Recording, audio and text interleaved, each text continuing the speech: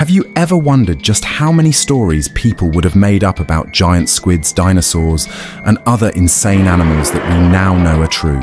Even today, you can hear creepy stories about mythical creatures from all over the world.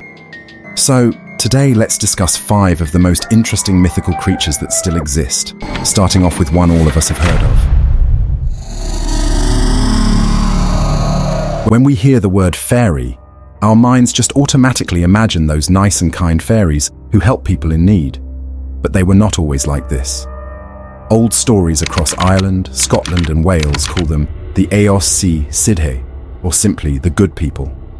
Most of them were given special nicknames related to their actions, especially because it was dangerous to speak their real names. They were full-sized beings with pale, shifting faces, eyes too large, limbs too smooth, and smiles that never quite reached their eyes. Some were beautiful, some were horrifying, but all of them had a rule. And if you somehow broke it, death would be the best thing that could happen to you. They are often referred to as fallen angels or demons, which would explain how they look so beautiful and yet so terrifying.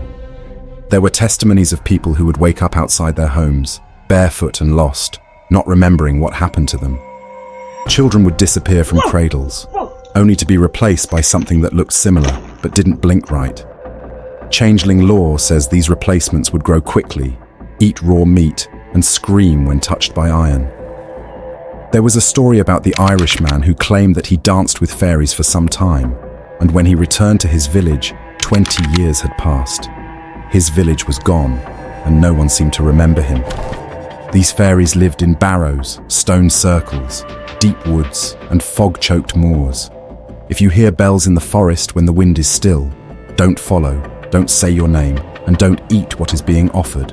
And always remember, no matter what they say, all you are to them is a toy, made to be used and broken.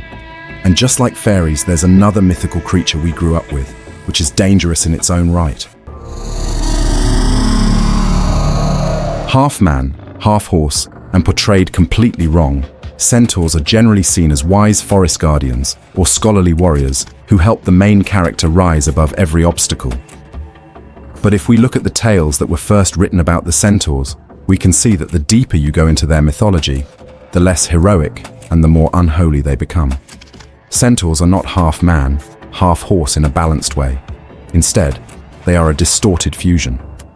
The upper half is vaguely human, and the horse half is massive and scarred, as if it's torn through brambles, rock and bone without slowing down. They were savage creatures who lived far away from civilization, deep in mountainous forests. They weren't noble, they were violent, lust-driven creatures. According to the ancient Greek myths, in the wedding of Pirithous and Hippodamia, they turned a peaceful gathering into a bloodbath, trying to abduct the bride and others. Chaos was in their nature, and it wasn't just physical, they were also at war with themselves. Whenever human reasoning tried to take over, their base instinct would fight back, yearning to raise more chaos. After all, the human half isn't in control, it just looks like it is. In the rural parts of Bulgaria, Turkey and northern Greece, sightings of centaurs are reported to this day. In 2003, a hiker went missing near Mount Pelion. His phone was found cracked and bloodied beside a hoof print, which is believed to be of a centaur. The lands once belonged to the centaurs, and some say it still does. You might not believe them, until you hear something galloping behind you, even when you're the only one on the trail. And by then, it's already too late. But not all the fantasy creatures we've seen in movies are noble.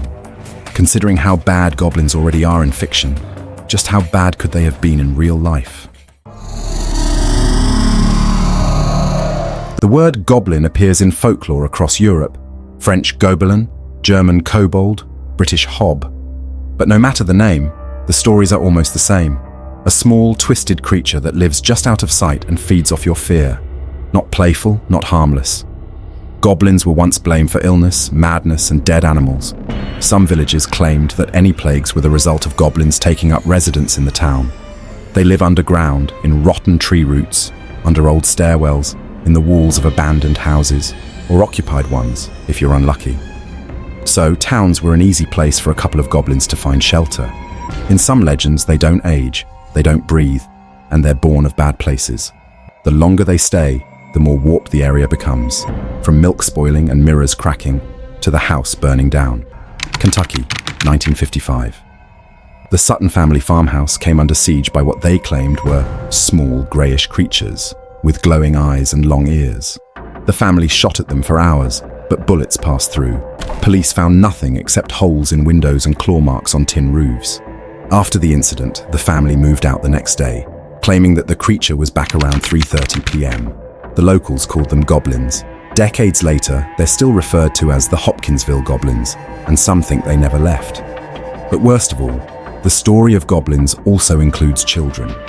In some Eastern European tales, goblins whisper to kids at night, teaching them strange songs in exchange for small favors.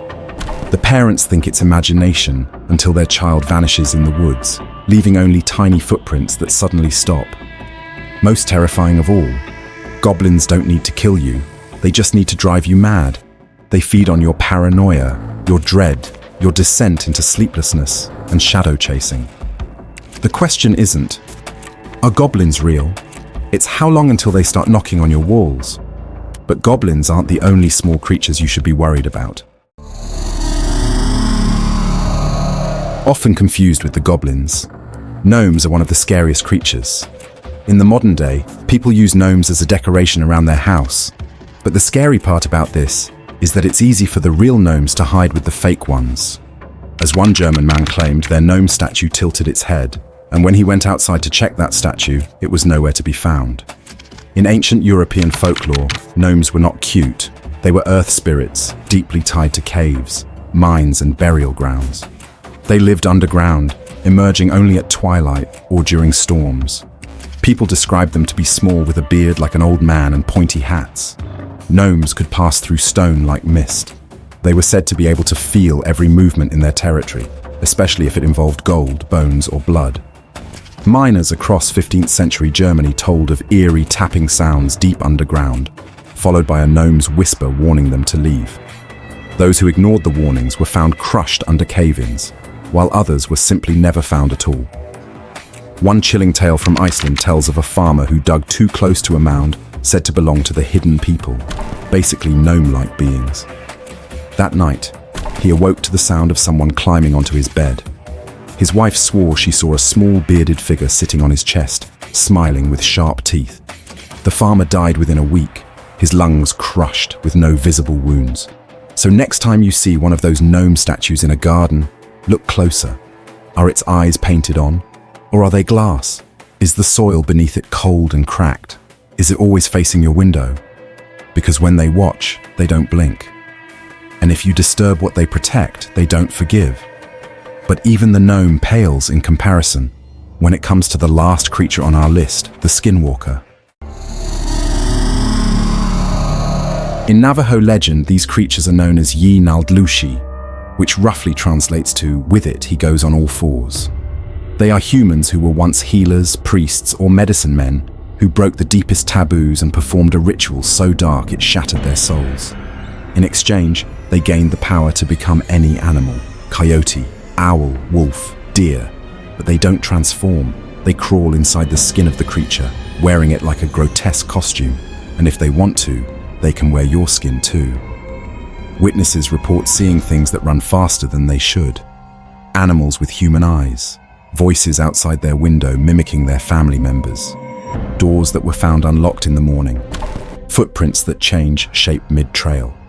A cousin who acted strangely before disappearing, or disappeared, and then came back different. On the Navajo reservation, skinwalkers are a real threat spoken of with a mixture of fear and disgust. They knock on windows, tap on roofs, and scratch at doors. If you hear 3 knocks at night and no one's there, don't open it. If you see a coyote walking on its hind legs, don't look into its eyes. And if you hear your name called in the voice of someone who isn't home, don't answer. They want you to see them. That's how they start the curse. And once it's on you, you can't get rid of it. Modern sightings, countless. Ranchers in Utah's infamous Skinwalker Ranch report glowing-eyed creatures, mutilated cattle with surgical precision, and wolves that can't be killed, even when shot point blank. Hikers in New Mexico speak of figures darting between trees, giggling in distorted human voices. Night cam footage shows shapes crawling on walls like spiders backwards. Some say skinwalkers are real people who've made a deal with darkness. Others say they're demons. But the truth is, once you know about them, once you really believe, they start noticing you too. So maybe you shouldn't have watched this video. But hey, if you're not scared, then be sure to like and subscribe so I can find even scarier creatures for my next video. And you can watch the previous parts by clicking the video on screen now.